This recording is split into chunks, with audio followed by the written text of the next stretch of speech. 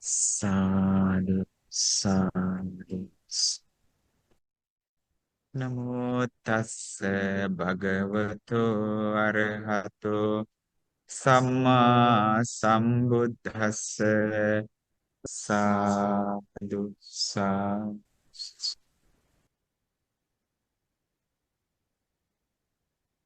Do you remember the Jataka story? I have shared this story before, called Panchagaruka.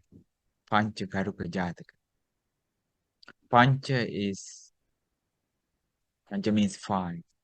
Garuka means respect. That was about the Bodhisattva. The Bodhisattva is the Buddha to be. He became the Buddha eventually. The Bodhisattva was born in Benares in a king's family, and he had 99 brothers, older. And he became the 100th and then the youngest. And then he was thinking, oh, I am the youngest prince. Maybe I will not get the kingship because I have 99 brothers, older. I want to be the king. So one day, a Pacheka Buddha is a private Buddha, visited the king's palace.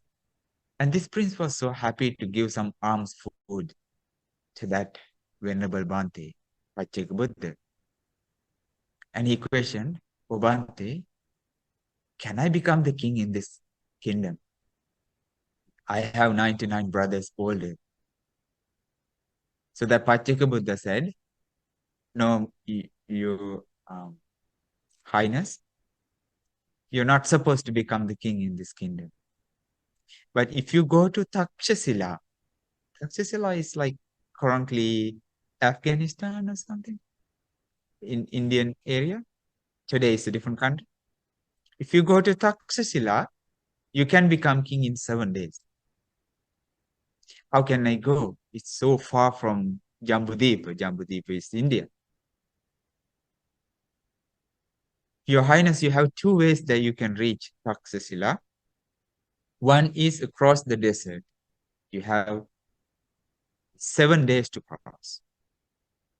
If you go from the safest path, it's like more than that, maybe 2 times longer than that across the desert. But the path from the through the desert is more dangerous, not comfortable and difficult, and lots of full of non-human spirits. If you can restrain your faculties, like maybe the eye, ear, nose, tongue, and body, you can be safe. You can cross over this uh, very difficult desert. I can give you Parita string. Parita is like a blessing band, and Parita water for your protection. Parita is like the spiritual blessing water, and spiritual blessing is kind of a protection that Bhante gave to this prince. When he was leaving the palace, 5 friends came with him. They said, "We should come with you too." And then the prince said, "No, you can go as long as you do not restrain your faculties, sense bases, eye, ear, nose, tongue, and body. We promise you, Majesty, we can control, we can restrain our faculties. We are sure that we can do this. If you are sure that you can do that, all right, you can come with me." So they left that kingdom to go to the next kingdom in Taxasila. So when they were crossing the desert, first, they met a beautiful city. It's not actually a real city. It's made by the spirits, maybe the yakas or something. Something very unusual but very attractive things they have there. very much. And then the prince gave the advice to the other 5 people: do not lose your mindfulness. When you see so much of beautiful things in this city, be mindful, they are not real. That could be the trap. You will be in danger if you lose your mindfulness, he said. All right, your highness. They crossed their city. When they passed the city, someone said, your highness, I would like to see that city a little bit more. Can I do this? Be careful. Just a little bit. He went back. That was like a beautiful uh, group of women. They are not real women. They were yakas, the demons, but they were so pretending that they were attractive. And that little boy, the guy, was misled. He was eaten by the yakas, the demons. He lost. When they were going for furthermore, they met a different city, another one, and he gave that advice again to the 4 people. Yeah, be careful, be mindful. Do not lose your mindfulness when you hear so much of beautiful things. That's not real. All right, Your Highness. They crossed the city. Someone said, I should. Someone said to that prince, please, I'd like to listen to that beautiful music once more. If you let me know. If you let me go there. No, that's not real. Don't go there. They are not humans. They are spirits, non-humans. You will be eaten. No, Your Highness, I can be saved. So he did not listen to the prince. He went back. Again, he was eaten by the Akkas. The third city, something very good smelling, maybe the food or something. Another one was eaten there. And then the next city, what is it about? Some very delicious food, restaurants, hotels, I don't know, whatever. He was eaten. Yeah, another one was eaten there. And then the next one was like very comfortable, tangibles to the body, very fine, pleasant. All these 5 people were lost their lives because they lost their mindfulness and restraint. Now the prince, on his own, went to the city of Taxila. He was tired and he stayed in a resting place nearby the road. He entered this resting place on his own, just wanted to sleep a little bit. But unfortunately, that group of yakas, the female ones, they were following this guy to capture. They did not see any weak point of this man. He was very wise, mindful, and so intelligent. He did not lose his mindfulness. But that leader of that the group of yakas, she was waiting near the door of that rest place. She could not come into the house because that guy had blessing water and blessing strings too. They could not reach. So you can learn something more, right? What is it? Blessing band has so much power. It's a blessing. It's from the original word of the Buddha, right? No one, spirits do not, they cannot reach. They cannot attack. But we should have some good qualities with that too. Not like mere blessing band, right? We should have that. And then the king of that city, this country, Taxila, he was going around the city on the back of the elephant. When he was traveling in the city, that king saw a beautiful woman sitting at the door of that resting house, crying.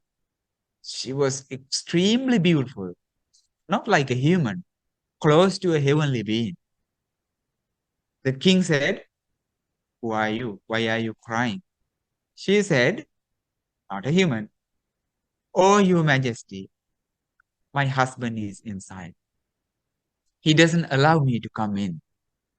"Why not?" "He's mad at me." So the king thought, "Oh, such a beautiful woman, and keeping out. Oh, this man is so mad. This man is so mean, maybe. It's not a good person." The king was misled. And then king was like about to pay his attraction to this woman. At that Bodhisattva, the man being inside, said, "Your Majesty, she is not a human. Don't pay attention to her. She is a demon." Then that woman said to the king, "Your Majesty, that's how the husband hold to their wives when they get mad with the women. They say yakinis or demons, or she devils or something, when they get mad." "All right, don't worry, come with me." So the king took that woman, it's not a woman, the she devil, to the king's palace. At night, when everybody was asleep, that female yakini, the she devil, brought everybody from the desert, all the yakinis, female and male yakas, the demons, to the king's palace, and ate everybody. Humans, the kings, the ministers, guards, police, dogs, cats, chicken, pigs, cows, everybody was eaten by the yakas and ran away. The ministers from the outside of this kingdom, like they were coming to work to serve the king in the morning. They were like shocked. What happened to the king? What happened to the palace? What happened to all these people and animals? It's like a heap of bones remaining. That's it. No one knows the reason for this. They were looking here and there, looking for the reasons. What happened to the kingdom? Such a beautiful and prosperous kingdom was lost. Their prosperity and the life.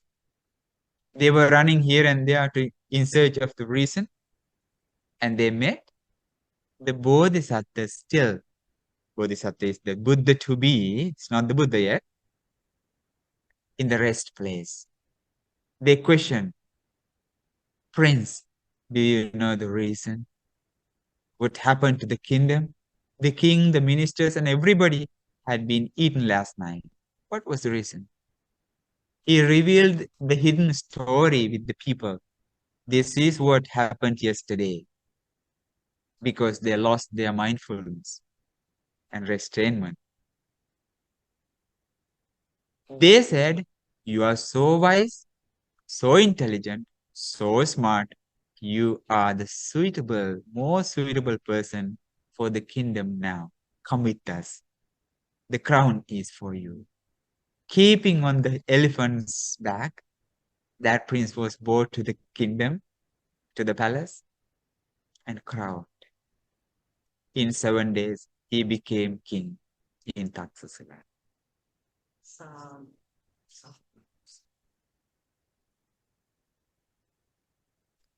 The lesson you learned today is from the Buddha. The name of this lesson is Rathopama Sutta. Okay, Rathopama. Ratha is the vehicle. Okay, Upama is the simile. All right. All right. Simile of the chariot. We'll see what do we have here in the beautiful discourse. Rathopama Sutta, simile of the chariot. It's not that long. Anyways, we have a powerful message. This Dhamma, this teaching from the Buddha, was always to the monks, okay? To the monks and to nuns. But this Dhamma is not only for the Buddha's community. This is for the ladies too. If you try this, you will be ever happy. If you practice this Dhamma, you have nothing to worry about. It's such a beautiful, happy, comfortable life you can enjoy. The first part, this word is bhikkhu, is the monk, okay? Bhikkhus are the monks. Because by possessing three qualities, a bhikkhu lives full of happiness, joy, this very life, and he has laid a foundation for the destruction of the pains. What are the three? He is one who guards the doors of the sense faculties, who is moderate in eating, who is devoted to wakefulness. What is this word? Taints, defilements, right? You know this word? Defilements, or maybe impurities, maybe negative emotions that disturb you to understand the Dhamma, right? It's not a good quality, it's a bad quality, okay? So, possessing these three qualities, only three, right? What is the first one? This is the first one. Guards the doors of sense faculties. Remember the story? Guards the doors of sense faculties. The eye, ear, nose, tongue, and body. Just five, okay? And mine too, okay? Six. All right, we see this in detail, how the Buddha explains these things, okay? The first one is about the restrainment of the sense faculties. How do we do this? What's the purpose of doing this? What's the point? And how is the bhikkhu one who guards the doors of sense faculties. Here, having seen a form with the eye, the bhikkhu does not grasp signs and features. Since he believes that the eye faculty unrestrained, evil, unwholesome states of consciousness and displeasure might invade him. He practices this way of his restraint. He cuts the eye faculty. He undertakes the restraint of the eye faculty. Having heard the sound with the ear, having smelled and odored with the nose, having tasted the taste with the tongue, having felt the tactile object, body, having cognized the mental phenomenon with his mind. A bhikkhu does not grasp his signs and his features. Since if he let the mind faculty unrestrained, evil, unwholesome states of consciousness and displeasure might invade him. Practices the way of restraint, cuts mind faculty, undertakes the restraint of mind. What did you understand? Here you have actually two things to understand. Having seen a form with the eye, a bhikkhu does not grasp its signs and features. Signs and features. If you practice Islam, you do not save the information you get from the eye. You don't keep that in your mind. Why? If it is associated with the covetousness and displeasure, if it is a negative one. What is it? Yes, abhijja domanas. Displeasure is if it is negative, that causes anger or resentment or any, or disliking or whatever. You do not take the information from the eye. You see, but you don't save it in your mind for future. Why not? It causes suffering. So if you take this information, maybe like with the forms you see with your eye, what is the limit that we enjoy the things that we see? When do we become satisfied? Oh, this is enough for me with my eye to see or something. Never. It's endless. It causes lots of suffering and we become so depressed. We're not satisfied. We never be content, right? We never become content. It's endless. We need more and more and more. Oh, what's the danger of this actually? Why Buddha asked you to practice this? The Buddha said that Craving is the reason for what? Suffering. The craving causes suffering. This wanting causes suffering. How? When we want things, it is the way that we create suffering, our own one. So that when we have this, we have the journey called samsara. Samsara is the journey, is the cycle of birth and death.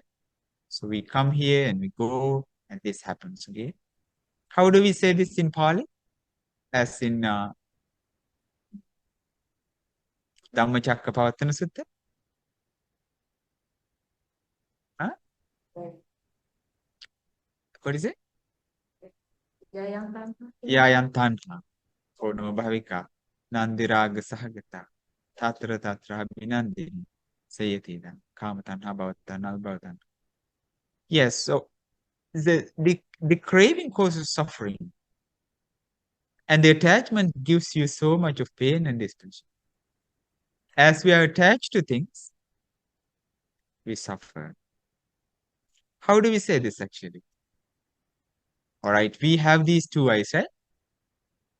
The eye is maybe more than this world to us. This eye is everything to us, right? We love this and want this. We protect this. Without these two pair of eyes, we don't even think about a life, huh? It's like everything to us. This is how we are attached to this. It's a good thing or bad thing? It's a good thing, okay? It's a very good thing. But again, everybody, we have tremendous suffering behind that with this attachment. How? If someone says that you have one day that with your eyes now, how much suffering that we have experienced? How much suffering do we want to experience? Tremendous. That we see that we are going to lose this world tomorrow. Is this a good thing or bad thing? Can we do this? Can we bear? See this pleasant thing that we are so much loved, like we need more and more and more. And behind that, we have a tremendous thing that we do not see, do not focus. But we cry, we lament so much because of this desire and attachment. So like losing these two eyes is not the solution that we can reach that peace. You know? How do we do this? Minimize this craving and attachment. It's all about, it's not the problem with the eye. It's the problem with the mind, the craving. When we do not understand the nature of these two pairs of eyes, we suffer, we cry. But the noble person who is very wise reflects the real situation. They see the reality of this eye. What is the reality? Something arises, has the nature of passing away. This is just the nature of this world. Everything that arises in the world has the nature of passing away. This is the nature. This is the truth. He develops his wisdom like this. Everything, not all about these eyes. Everything has the nature arising and passing away. Arising and passing away. And that's it. Everything you see, everything you hear, everything you eat, everything you smell, everything you touch as you feel is tangible, has the same nature. What is it? Arising and disappearance. You do not see the same sky twice. Never, ever. Is that true or false? You do not see a lake in the same form a second time. It's different. This is called what? Impermanence. This is called the impermanence. In Pali we say anicca. This is the nature of this world, right? That's the nature of this world. Everything in this human life, the body, the buildings, the trees, everywhere you have that same nature. What is it? Rising and passing away, rising and passing away. When you go to maybe a highway or something, right? You see the highway, there's lots of vehicles, many different colors you have, so many different things you see, but one at a time. And you do not see that same form a second time. Never, ever. What do you say? So much. This world is like becoming otherwise very rapidly. If you do not see that difference, like the change and then the impermanence, what will happen to us? We grasp that, we cling that. As we say that, me, mine, myself. As long as we take these things as me, mine, and myself, or me, mine, and myself. This is me, this is mine, this is myself. This is called lobha or tanha or craving. But as long as we take everything as me, mine, and myself, that becomes otherwise. That changes all the time. Everything in the world. As we take is me, mine, and myself, suffering arises here. Why? We cannot control that impermanence. That impermanence is not under our control. Does that make sense? And then the noble person, maybe the wise person, is not the same way that the ordinary people think. They see the reality, the truth in the world. How? Everything I see is subject to change next time. The things we see is a result of the contact. What is the contact? For example, you have your eyes, you have that object you see, and you have your consciousness. What are the three things you have? Your eye, the object you see, and then the consciousness meeting together, you see. You see, right? When you close your eyes, you don't see that. The contact vanishes. It's not, contact does not happen there, right? All right. When you have that contact, three things meeting together, what does happen here? What's the next step? We feel, which is called Vedana, feel. What do we feel? Maybe pleasant, maybe unpleasant, maybe neutral, whatever. Feeling arises. When we feel, craving arises. Craving arises to what? Something very impermanent. What is the impermanence there? I is impermanent. The form is impermanent. The consciousness is impermanent. Contact is impermanent. Feeling is impermanent. And what happened to the craving? Permanent? Impermanent. All these points we have that we take this me, mine, and myself. I is me, mine, myself. The forms, me, mine, and myself. Consciousness, me, mine, and myself. Contact, me, mine, and myself. Feeling, me, mine, and myself. Craving, me, mine, and myself. Everywhere, suffering arises, suffering arises, suffering arises. If you're wise, you can reflect on this. But the noble disciple restrain their faculties. As you see, you do not take the, so you see two words here. You have two things here, everybody. Number one, signs. Number two, features. What is a sign? Sign is the whole thing. Features, maybe a part.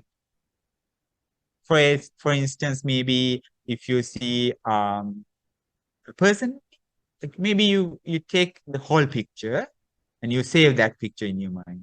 Maybe not the whole thing, the features. Maybe eyes, maybe hair, I don't know, okay? Maybe hair, maybe the dress, maybe whatever. You keep the features in your mind.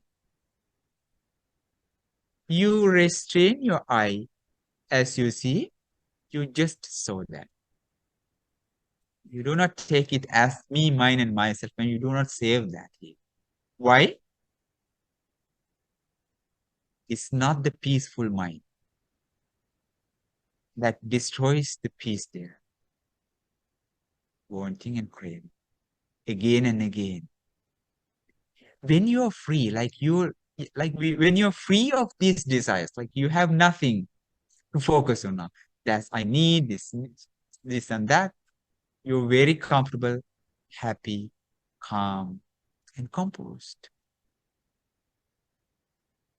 Does that make sense? Not actually not only the attractive things, unpleasant things too. You do not take the signs and features to your mind when you see that. Maybe something very disgusting. Maybe from the news, you see. Whatever. You do not save the information there. It's all about what? It's not you don't have to forget everything. It's not, right? So you cannot apply that in the Dhamma, right? You learn here how it's impermanent. I just heard something, I forget it. I don't take the signs and features from the Dhamma. Is the way you practice? No. Here, covetousness and displeasure. That's the key. If it is like a negative thing, not positive things, okay? All right. That's the prince did, right? In the desert.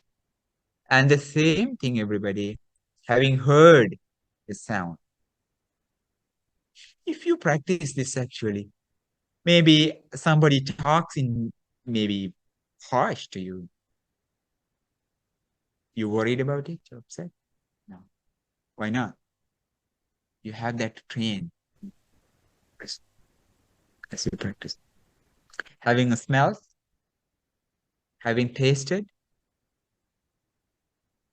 having felt things, having cognized something, mind faculty. This is how you practice the restrainment. If you can practice this, maybe you can practice this one day, maybe 2 days. All right, today or maybe tomorrow, I will restrain my mind. When I go maybe for a walk, I will be very calm and peaceful. I'm not like to engage things, like to save my things in my, you can do this, but what will happen tomorrow or day after tomorrow? We forget. When you come and sit for your meditation, what do you have in your mind? The things you saw from the movie, from the streets, whatever, right? Lots of things disturbing you here and there. Does that make sense? All right. This is a very peaceful, when you practice, everyone, you are comfortable here and now, and also happiness and joy in this very life, and had laid foundation for the destruction of pains. Complete freedom from suffering, achieving that ultimate goal called nirvana. It's just a practice, okay? Right. Easier said than done. This is the only path, everybody. Only path for happiness. Like, you know that if the material life makes us happy, where can we see the happiest people? In the richest countries. It's not. Material thing is not the problem. Problem is here, inside, in the mind. As we see things, as we take things, it's the way. The food is not problem you eat. Whatever you eat, you can eat. Problem is the craving and attachment. Okay? All right. The next is a simile. Suppose Bhikkhus, a chariot harnessed to thoroughbreds, was standing ready on even ground at a crossroads, with a goad on hand. Then a skillful trainer, a charioteer of horses to be tamed, would mount it and take the reins in his left hand and the goad in his right. would drive away and return by any route he wants, whenever he wants. So too, a bhikkhu trains in protecting these six sense faculties, trains in controlling them, trains in taming them, trains in pacifying them. It is in this way, bhikkhus, that a bhikkhu guards the doors of the sense faculties. So, You would become like a thoroughbred horse. All right. Is like the horse is well trained, then he goes wherever you like to go, right? Horse is the horse. When you train a little bit, maybe a little today, a little tomorrow, a little day after tomorrow, you train your mind. Practice this something very calm and very peaceful that brings so much happiness. Okay. And when you train fully your mind to do this, you're completely comfortable and your mind is like the thoroughbred horse. You can do whatever you like to do. Why? The mind is well trained. The meditation works really well if you do this. You need the good background for the meditation.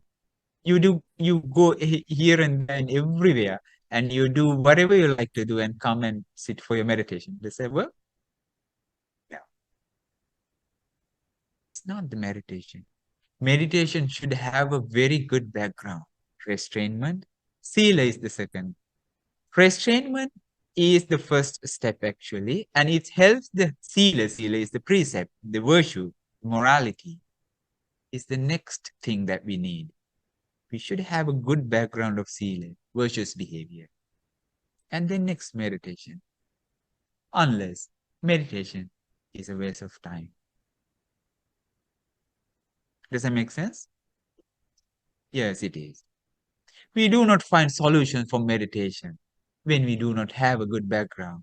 It's like building a huge building without a base.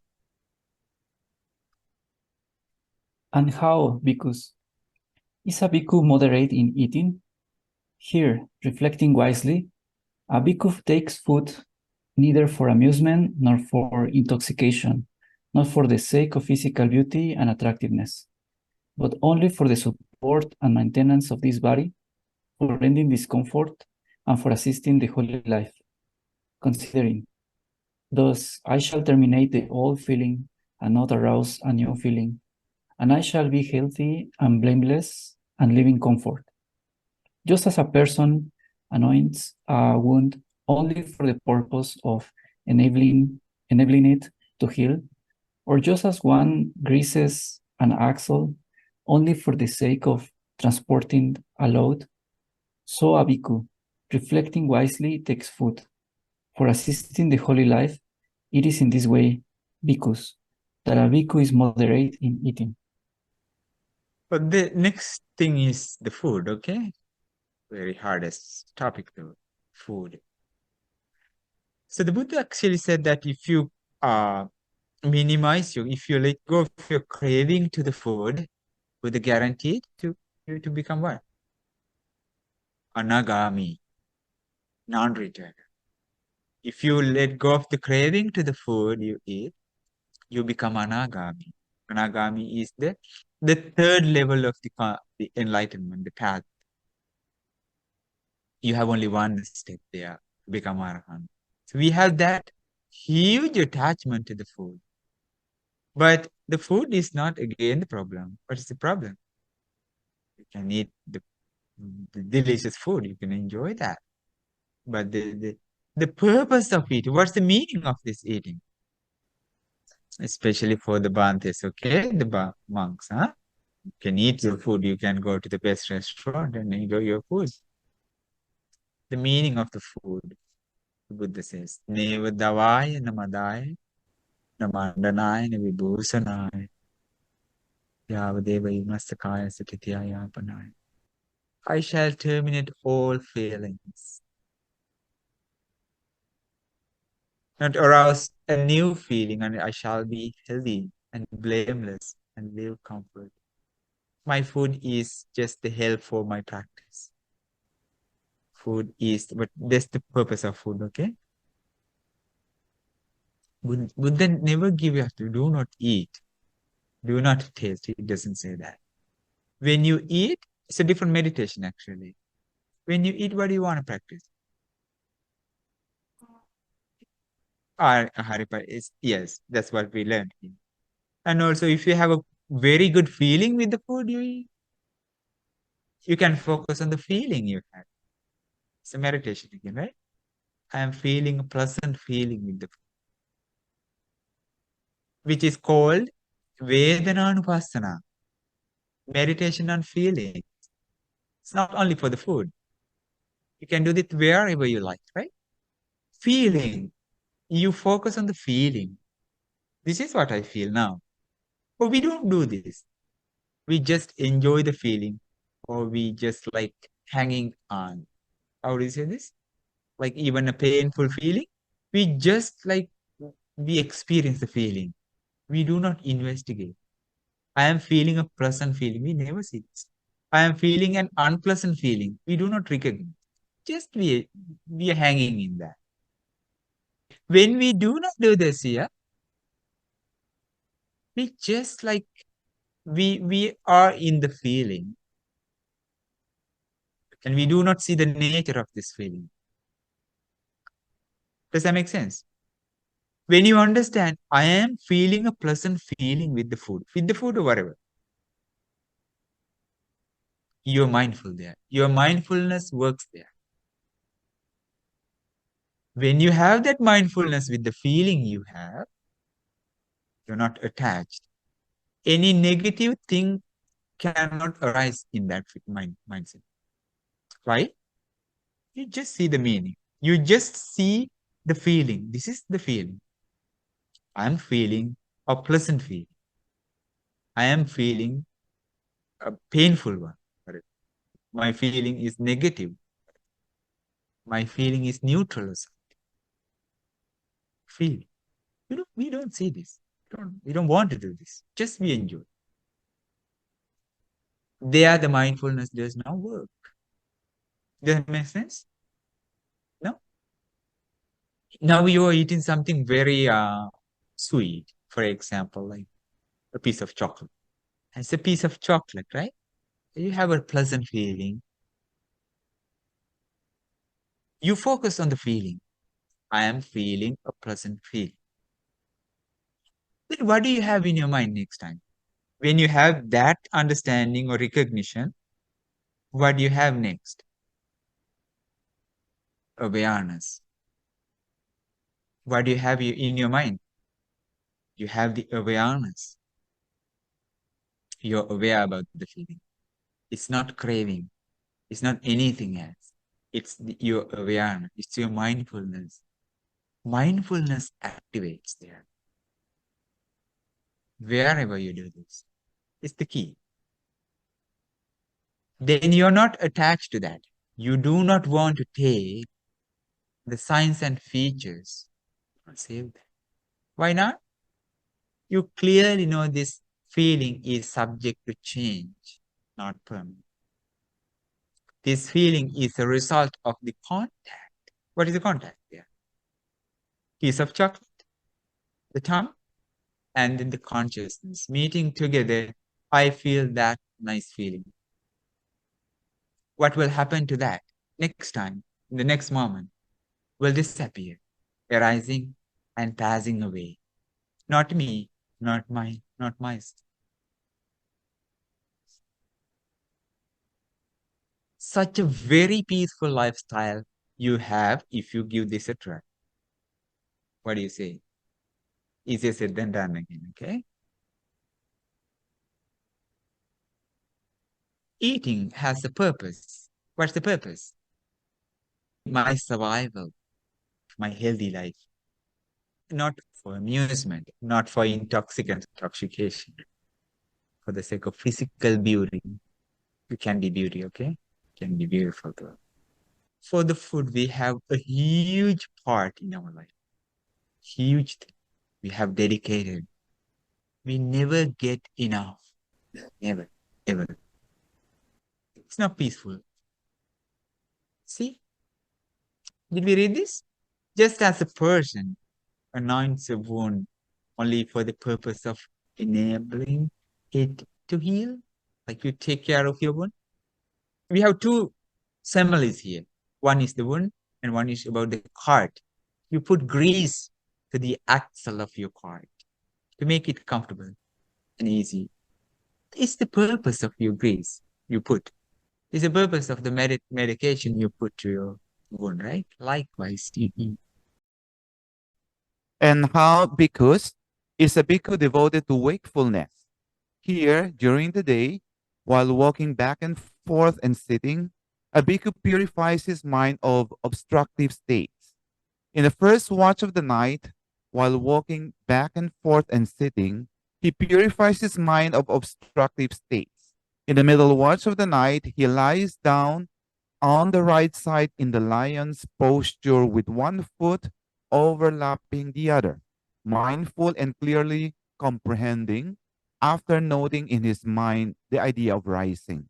After rising, in the last watch of the night, while walking back and forth and sitting, he purifies his mind of obstructive states. It is in this way because that a bhikkhu is devoted to wakefulness. Sad. Sadhu, sadhu. Wakefulness. It's all about meditation. Huh? When you get the real meaning of this, you will understand the purpose of meditation. What's the purpose of meditation? Purpose of the meditation, developing the mindfulness, is being away from distractions. Does that make sense? Being away, like stay away from distractions is meditation in the present moment, right? How many distractions do we have, Linda? How much? How much? Huh? Infinite? When you look at the phone, the one screen, have millions of distractions. Huh? What do you say? Is that right? No, it's not right. You have only five. Only five distractions you have. What is the first distraction? Kama Chanda. This is a different discourse from the Buddha to Sangarava. Sangarava was a guy came to the Buddha and questioned about these hindrances. All right? And the Buddha explains why the hymens do not break you of the mind. But we get the meaning of this, okay? How many distractions? Five. The first one is called Kama Chanda. Sensual desire is the first distraction we have. Desire. Sensual desire. All right? When you have that sense desire in your mind, the meditation do not work properly. But one dwells with a mind set by sensual lust, overwhelmed by sensual lust, and one does not understand it as it really is. You escape from charisma, sensual lust. On that occasion, one neither knows nor sees as it really is one's own good, or the good of others, or the good of both. And even those ends that have been recited over a long period not recur to the mind, let alone those that have not been recited. When you have the first distraction, what is it? Sensual lust. You do not see your own good and the good of others, of both. This is the truth, the Buddha said. The first distraction is the desire, engaging things like working the mind in the world. And then you do not see your own good. You do not see the good of others. You do not see on the both. Even the hymns do not, you cannot do that. What about impressions? That's the beautiful simile. Suppose, Brahman, there is a bowl of water mixed with lac, turmeric, blue dye, or crimson dye. If a man with good sight were to examine his own facial reflection in it, he would neither know nor see it as it really is. So too, Brahman, when one dwells with a mind obsessed with sensual desire, on that occasion, even those hymns that have been recited over a long period do not recur to the mind, let alone those that have not been recited. A ball of water mixed with lac, color, blue, red, crimson, or whatever dye. So you do not see your reflection on the surface of the water because the water is mixed with dye colors. Likewise, when you have that sense of lust, the mind is not clear. You do not see your mind clearly. The mind does not work to do something good. It's not the meditation. So remember that wakefulness is this. While walking, while sitting, while lying down, you practice the meditation to do what? Being away from these distractions. How many? 5. We talk about the first. This is the peace, okay? This is the meditation. You're focused. Then your mind is cultivated and activated to do something good. Does that make sense? It's like no wandering mind. Number 2. Like what?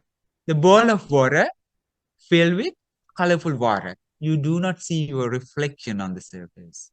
You do not see your mind when you have the first distraction. Number 2. When one dwells with the mind obsessed by ill will, overwhelmed by ill will, and one does not understand as it really is the escape from arisen ill will. On that occasion, one neither knows nor sees this really is. And it's one's own good and the good of others, or the good of both.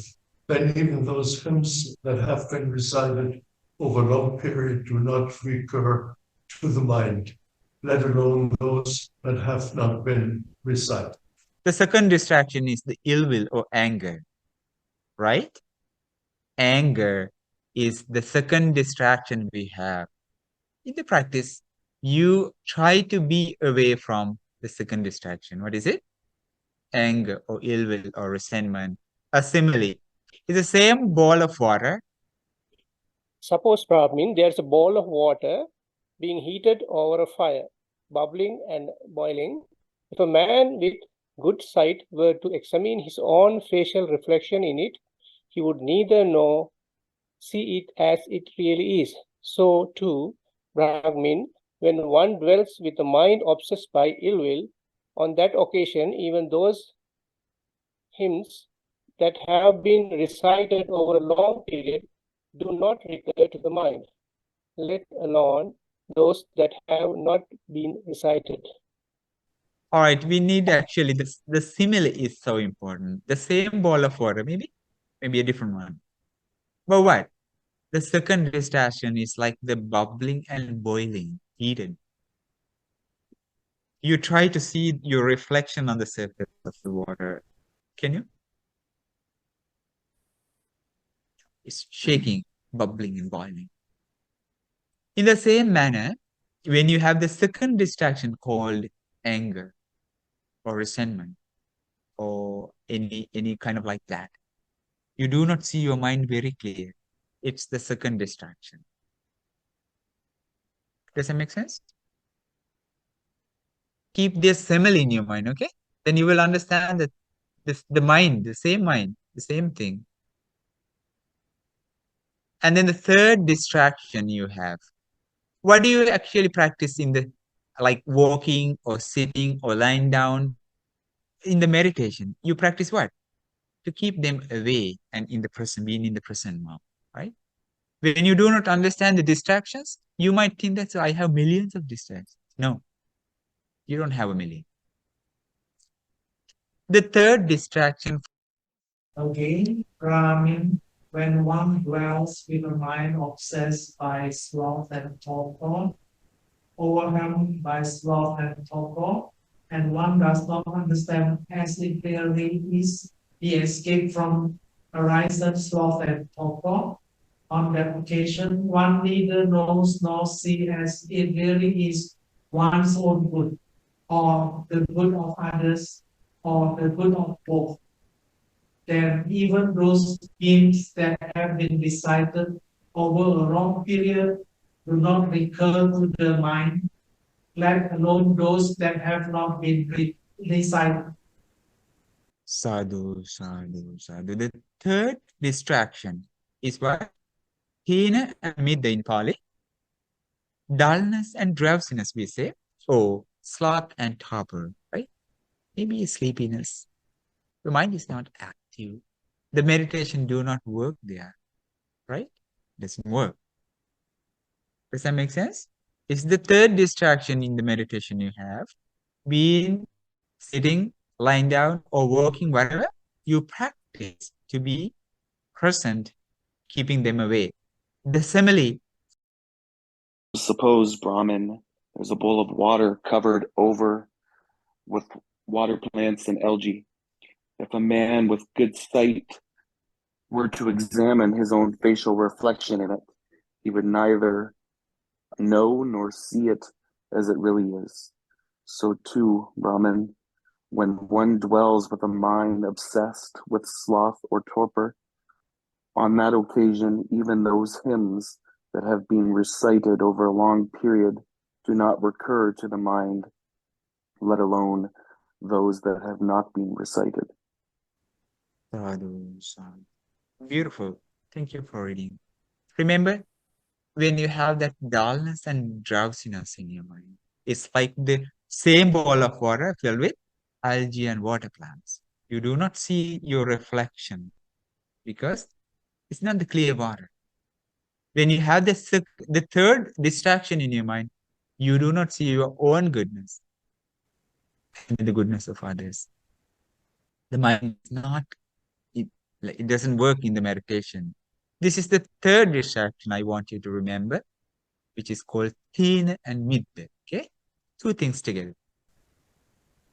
Again, Brahman, when one dwells with a mind obsessed by restlessness and remorse, overwhelmed by restlessness and remorse, and one does not understand as he really is, the escape from arisen, restlessness and remorse. On that occasion, one neither knows nor sees that who really is one's own good, or the good of others, or the good of both. And even those hymns that have been recited over a long period do not refer to the mind, let alone those that have not been recited. Sounds beautiful. The fourth distraction is restlessness and remorse. You might say that fear and worry, kind of like that. Right? In Pali, we say Uddaita Kucha, two things together. This is the fourth distraction. Okay? You're not present. You're not in the right now, right? The simile is the beautiful thing, actually. Buddha said, Suppose, Brahman, there is a bowl of water stirred by the wind, rippling, swirling, churned into wavelets. Man with good sight, might examine his own facial reflection in it. He would neither know nor see it as it really is. So too, Brahman, when one dwells in the mind obsessed by restlessness and remorse, on that occasion, even those hymns that have been recited over a long period do not recur to the mind, let alone those that have not been recited. Sadhu. Like what? When you have the fourth distraction in your mind, the mind is like the same ball of water, but windy, shaking. You do not see your reflection, even you see that. Why not? The water is disturbed. You do not see your mind clearly. Mind does not work in the meditation. This is the fourth. What is this? The fourth distraction? Restlessness and remorse. You worry about things that you have done, spoken, maybe from the people or whatever. Fear, maybe worry, or kind of like that. It's not the present moment. Like you're not in the present moment. You're somewhere else. Does that make sense? It's not the noble disciple the way they do. Like disturbing things, you just let that go. It's not the practice of mindfulness. Practice of mindfulness is being focused. When you have kind of a fear or something, what do you want to do? See that fear. When you investigate that fear or maybe worry or whatever, you see clearly this is something Buddha actually said that the mind is luminous. But what happens to the mind? From the outside things, the mind becomes dirty. I want you to remember that the thought is internal or external? External. A thought is an external thing. Mind is internal. Thoughts are external. It came to your mind. It's not you, not yours, not yourself. Not me, not mine, not myself. Only the contact happens to that. You have your thought, you have your mind, thought, the consciousness. Mind, thought, consciousness. Meeting together, contact arises. Mind is impermanent. Thoughts are impermanent. Consciousness is impermanent as well. The contact is impermanent. Because of the contact, feeling arises. Permanent or impermanent? Very impermanent. What's the purpose of remorse and restlessness or fear, whatever? Because it is impermanent. Feelings are impermanent, not permanent. That makes sense? When you're aware about this stuff, like in your mind or whatever, you meditate, keeping them away. This is not me, not mine, not myself. That's the key. The fifth, the last. Again, Brahmin, when one dwells with a mind obsessed by doubt, overwhelmed by doubt, and one does not understand as it really is the escape from arisen doubt, on that occasion one neither knows nor sees as it really is one's own good, or the good of others, or the good of both. When even those hymns that have been recited over a long period of time do not recur to the mind, and let alone those that have not been recited. Sadhu. The fifth distraction, the hindrance is doubt. What about you doubt about what? About the practice you do, about the mindfulness, the key, the dharma. Oh, you're not confident about yourself. This will not work for me or something. I'm not good at this or whatever. No, it's not. The dharma works in you if you do this. You don't have to be doubtful about this, okay? Right. Only five. Remember the five things? First one is called Kama Chanda, sensual desire. Vyapada, ill will. The third, Hina Midda, dullness and drowsiness, or sloth and torpor. Fifth, the fourth, restless and remorse in Pali. Udacha Kukkucha. And then the fifth, doubt. It's a beautiful simile. Goes from direct rule after that is for example, one makes in the dark. Even then, in the good side will be examining his own facial reflection in it, or see it as it really is. So too, I mean, when one blows with the mind obsessed by doubts. On that occasion, even those things that have been decided over long periods not recur to the mind, let alone those that have not been decided. Same ball of water, muddy and in the dark. That's the doubt, okay? Doubt about yourself. You're not confident in something. So you have only five distractions, remember? These are called five hindrances. In Pali we say, pancha nivarana. Okay, this is it. Nothing else. Not a million. When you're very aware about these five things, you are aware about the distractions and you can be present in the practice. All right? And then see the same bowl of water. One is with very colorful water. That's not clear. Your mind is not clear. Second, bubbling and boiling. Your mind is not clear. That's called anger. And then the third, algae and water plants. Mind is not clear. Dullness and drowsiness. The fourth, windy, shaking. What is it? Fear, worry, restlessness, and remorse. Kind of like. The fifth, muddy, as well in the dark. It's all about doubt. Doubt about you're not confident. When you are aware, but the same mind, okay, same bowl of water, you're not, you don't see that clear. This is what you do as this. So see, the Buddha said, obstructing the mind of obstructive states. That's what you want to understand as obstructive things. You meditate, right? When you're aware about these 5 things, you're comfortable and you're focused, you're very good, and you can cultivate something positive inside. Does that make sense? This is called the wakefulness.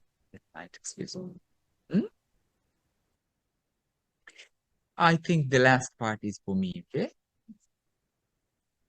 Because it is by possessing these 3 qualities. What are the 3 qualities? Number 1, this is actually the Rathopama Sutta, the simile of the church. Number 1, God sense. restraining the 6 sense faculties is the key for peace. Number 2, moderate in eating is the second key for peace. Number 3, pardon me? Devoted to wakefulness, meditation, being aware about the hindrances and being away from them is the key for peace. 3 qualities that a bhikkhu lives full of happiness and joy in this very life. In this life, you are comfortable than anyone else in the world. All right? And has laid the foundation for the destruction of all the defilements. Sadhu.